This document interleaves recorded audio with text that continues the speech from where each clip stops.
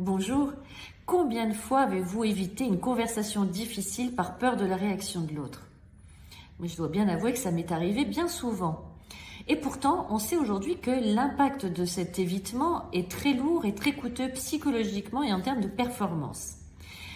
Un chiffre, 80% de la population évite les conversations difficiles en entreprise, ce qui augmente le taux d'anxiété de 60%. Étude de Harvard Business Review. Évidemment, vous voyez l'impact en termes de santé, de qualité de vie, de sommeil. Évidemment, impact en termes de performance, parce que quand on ne dit pas les choses, il y a des non-dits. Et on a même mesuré le temps perdu à cause de tous ces non-dits. 7 heures par semaine, 365 heures par an, à éviter la personne, à chercher des solutions, à ressasser les problèmes. Donc c'est quand même pas mal de temps perdu. Et puis, on pourrait dire qu'en termes de créativité, un environnement de non-dit crée des tensions, ce qui est aussi mesuré. Mais la créativité est en chute libre dans des environnements où on ne se sent pas à l'aise pour exprimer des nouvelles idées, parce que des non-dits, parce que des tensions, parce qu'on ne se dit pas les choses. Donc, on voit tout l'impact que peut avoir le fait de ne pas oser aborder une conversation difficile. Et pourtant, il y a beaucoup à y gagner. Vous avez vu en termes de santé et tout. Donc, quelques conseils pour vous aider à aborder ces conversations difficiles de la meilleure manière. Première chose, très importante, clarifiez votre intention.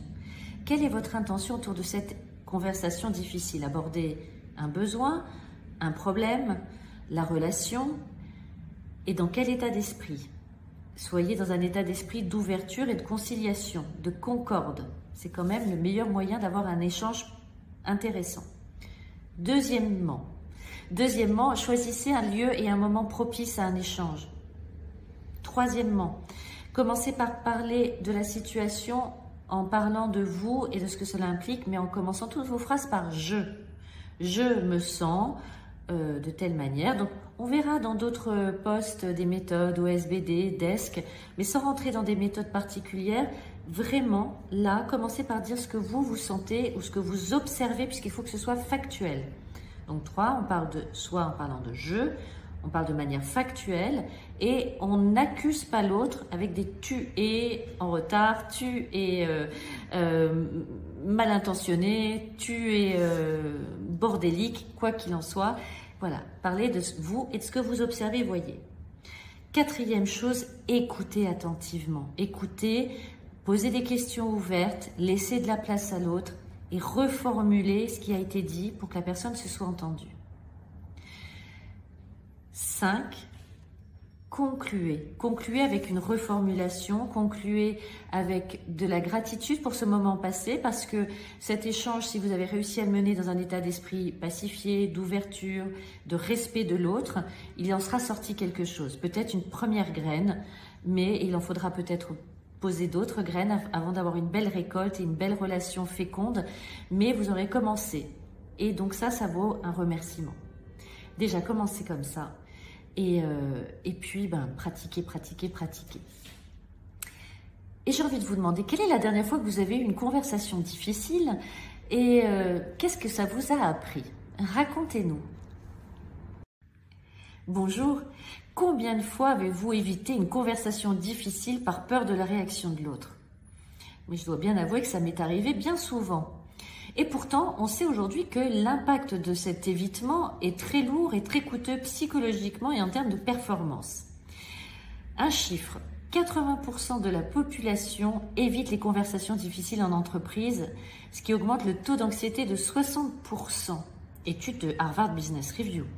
Évidemment, vous voyez l'impact en termes de santé, de qualité de vie, de sommeil.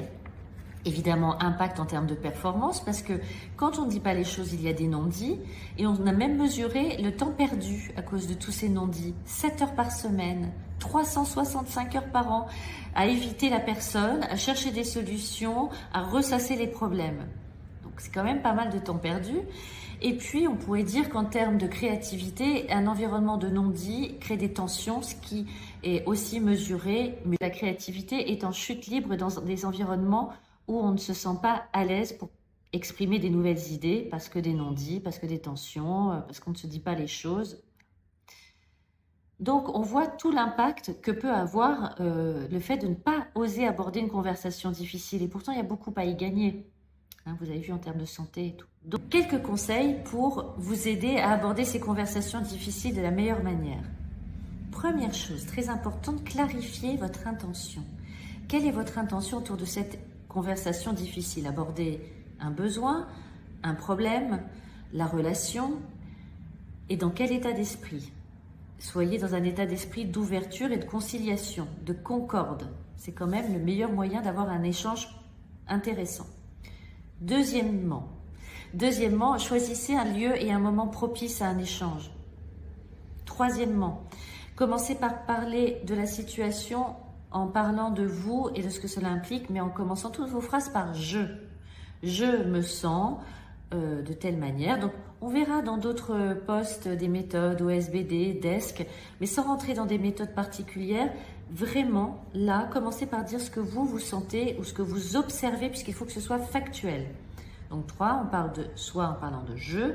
On parle de manière factuelle et on n'accuse pas l'autre avec des « tu es en retard »,« tu es mal intentionné »,« tu es bordélique », quoi qu'il en soit. Voilà, parlez de vous et de ce que vous observez, voyez. Quatrième chose, écoutez attentivement. Écoutez, posez des questions ouvertes, laissez de la place à l'autre et reformulez ce qui a été dit pour que la personne se soit entendue. 5. Concluez. Concluez avec une reformulation, concluez avec de la gratitude pour ce moment passé parce que cet échange, si vous avez réussi à le mener dans un état d'esprit pacifié, d'ouverture, de respect de l'autre, il en sera sorti quelque chose. Peut-être une première graine, mais il en faudra peut-être poser d'autres graines avant d'avoir une belle récolte et une belle relation féconde, mais vous aurez commencé.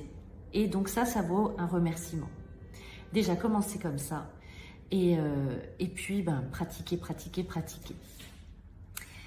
Et j'ai envie de vous demander, quelle est la dernière fois que vous avez eu une conversation difficile et qu'est-ce que ça vous a appris? Racontez-nous.